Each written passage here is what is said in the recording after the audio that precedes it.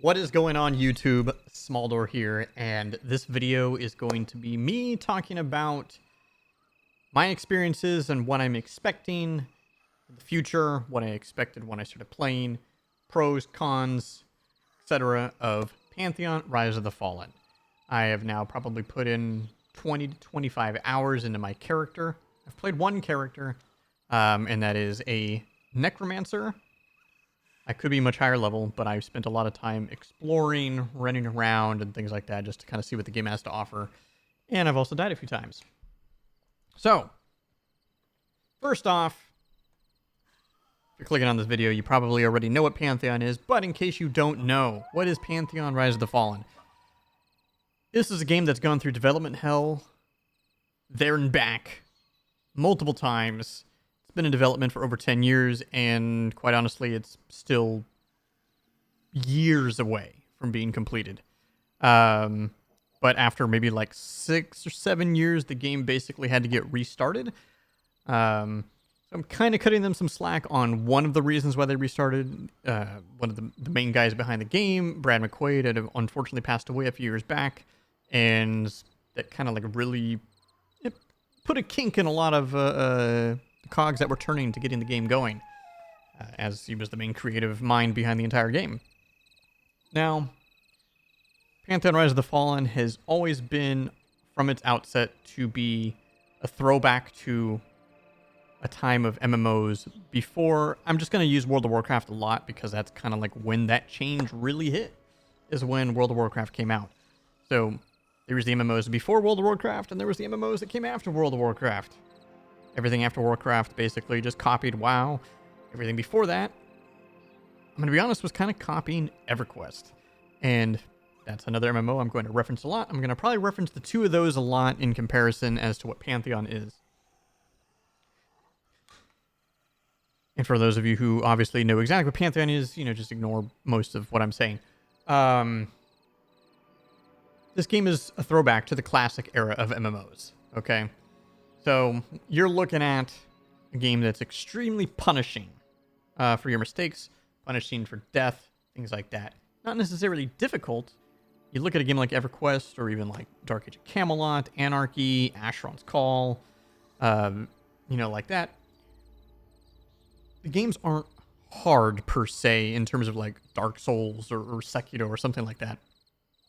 They're punishing. When you make a mistake, and I mean, yeah, you can argue Dark Souls isn't hard either, but when you make a mistake, you're going to get punished severely. And the games are slower. You kind of want to have an idea of what you're doing before you do it, right? And then you execute that idea. Whether that's solo playing, group play, or whatever, raids, that kind of thing. And one of the biggest things that people think of when they think of that is the death. When you're playing World of Warcraft, when you die, you turn into spirit, and then when you're spirit, you move extra super fast. You can't interact with anything, but nothing can hurt you, and you just run back to your body, resurrect, right where you died. No XP loss, no nothing. You just get a debuff or whatever. Actually, I don't even think you have a debuff. You have a debuff if you don't want to make the run back. That's it. Just some time wasted. You're going to lose experience. Not only are you going to lose experience, you can de-level. Not only can you lose experience, de-level, you also drop your corpse. Meaning, you got gear left behind. And you don't turn into a spirit when you respawn. You're back alive, meaning you can die again on the way to getting your corpse. You could die again and again, potentially. Hopefully not, but that is something that can happen. Now, in EverQuest, at least in the classic EQ, when you died, it was full death. You lost XP, you could de-level, everything you had on your body was left, or that you had on your character was on your corpse. That meant your entire inventory, all your equipped gear, everything. In Pantheon, at least as of right now, when you die, at level 5 or higher, you can lose the XP, you can de-level, all of your inventory space in your bags will drop, and all your money, but anything that is equipped will still stay in your character. I think, for me personally, I think that's a pretty good trade-off, because that definitely was one thing that was extra punishing in EverQuest, was like, sometimes you needed a separate full set of gear so you can fight and get back your loot. You know, and if you didn't, I mean, you were looking at, you know, this sucks. Can't get my body. Can't get my loot. In this game, at least you have whatever you were wearing. You still have it. You can fight and get your body back. I think that's a fair compromise, and I think that could work well to still be punishing in today's market, but not so much so that I died, I can't get my body. Well, game over. I can't play anymore. Right. Now, what else are we talking about? We're talking about a game that has no map whatsoever. I've seen on some discussions that this is like one of the biggest #1 complaints that I see. Is people asking like, no map, I'm not playing. No map, there's no map, I can't play this, I need a map, I need a map, I need a map. The entire point is to not have a map. It's completely by design. Now, I will compromise and throw, you know, this, of that I think the game should have an in-game, like, almost like an in-game paper map, or cloth map in-game. I don't know how to word this right, but kind of like an overworld map of maybe the zone you're in or something. And maybe you have to like buy it from a merchant, and maybe it's not even cheap too. It's like expensive. But you can't, there's no markers on the map. You don't know where you're at on the map. It doesn't even have everything detailed on the map. Just maybe like some big key areas. Here's where the towns are. Here's the roads. You know, maybe it might have a little cave on the, up there, things like that. And you just kind of have to think about it like, okay, well, I'm here. That's there. Okay, so, okay, this is what I got to do. I think that would be kind of cool to have that in the game for every zone. But we'll see what they do. I know they've also talked about potentially having a cartography system that could potentially work as well. I'm willing to compromise with the no map thing as well. I want to see this game succeed, so that means we need more people playing the game that want to play the game. And most modern gamers want a map. So we need to compromise in some way. There is no markers above quest givers in this game. Now, there's currently kind of like a way you can kind of like cheese it a little bit to know if an NPC is going to have a quest. Normally, when you hover your mouse over an NPC, the cursor, which is this, will just kind of like highlight. I'm hovering over my my pet here. The cursor just kind of like glows a little bit. But if they have a quest, it's going to change and turn into like your cursor turns into almost like a speech bubble looking thing. That means they have something to say to you. And, okay, I'll talk to you, kind of thing. But at the end of the day, still, you got to talk to people. You have to talk to the NPCs, and you kind of got to get close enough to them to even be able to see that.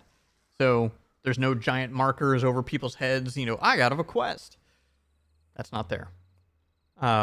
Personally, I wish it was even a little bit more restrictive, but that's just me being an elitist.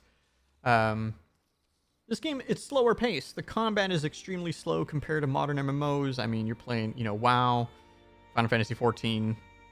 Combat in these games is extremely fast. And that obviously has its place. People love these games. This game has a weight system for the inventory. That is, another hallmark of older games, throwing back to that era of just gaming in general. There's weight.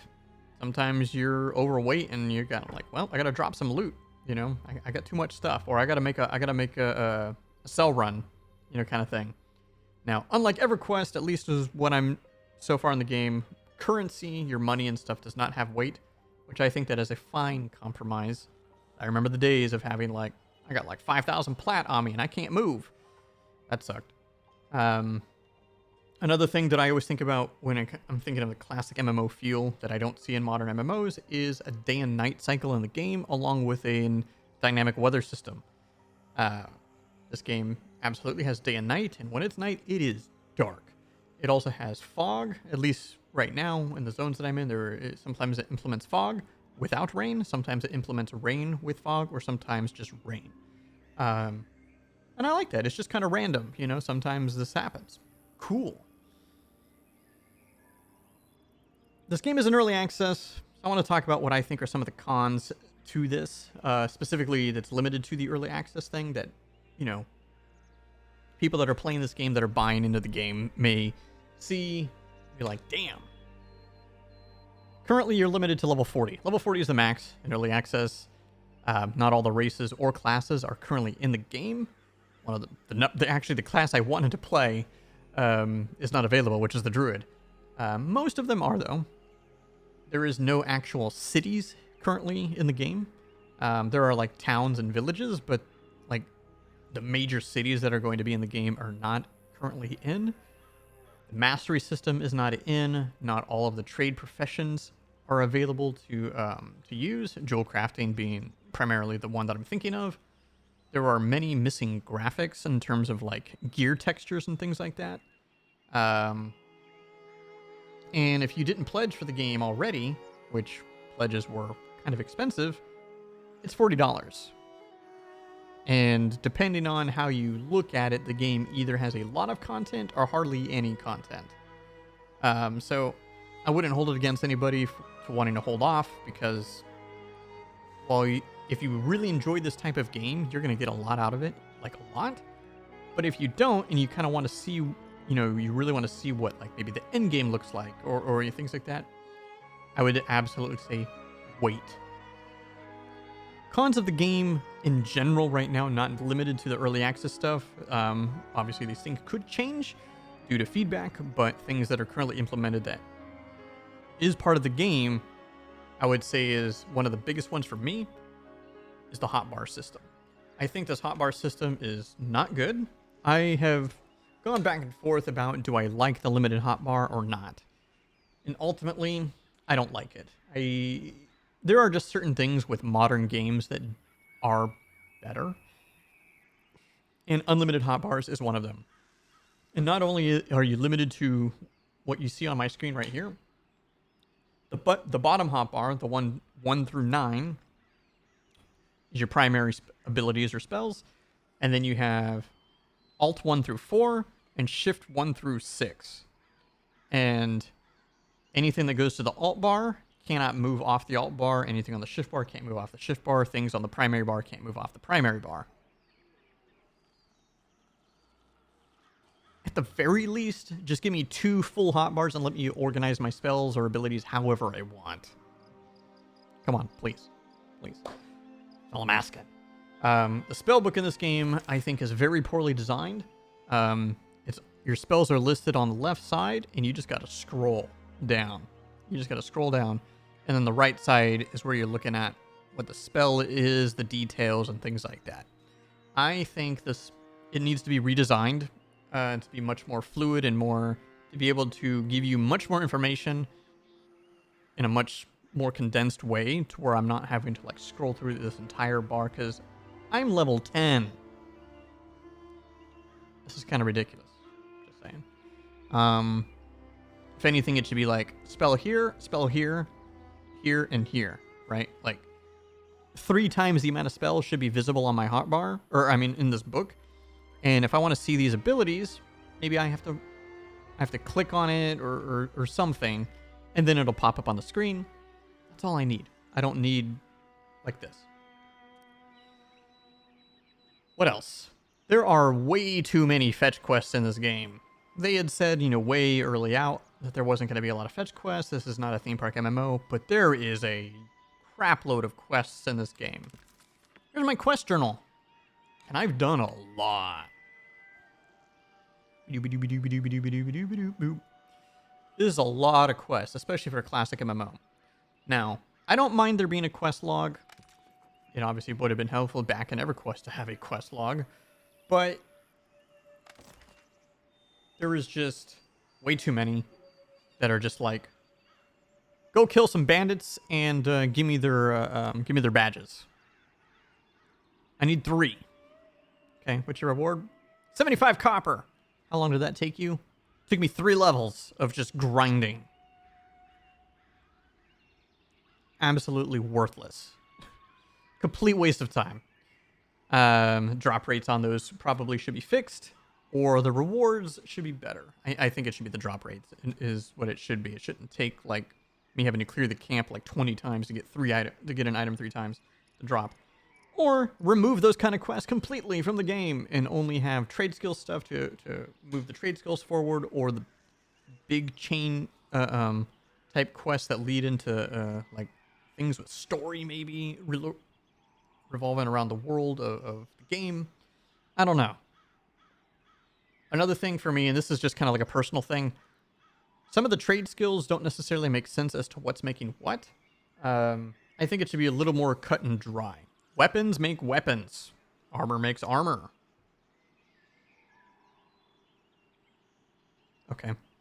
So, as a spellcaster, if I want to make staves or something, staves, whatever, you know, like a staff, it's not weapons.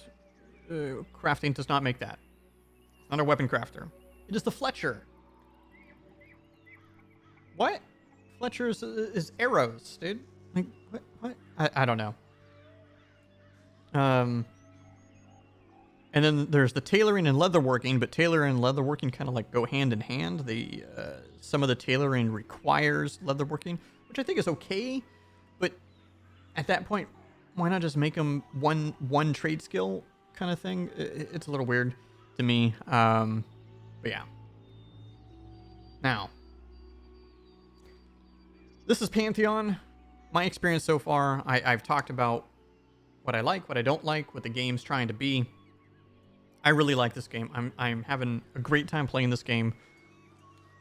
However, what I'm hoping gets changed during early access, before like the next big update that they do, I need a cleaner UI.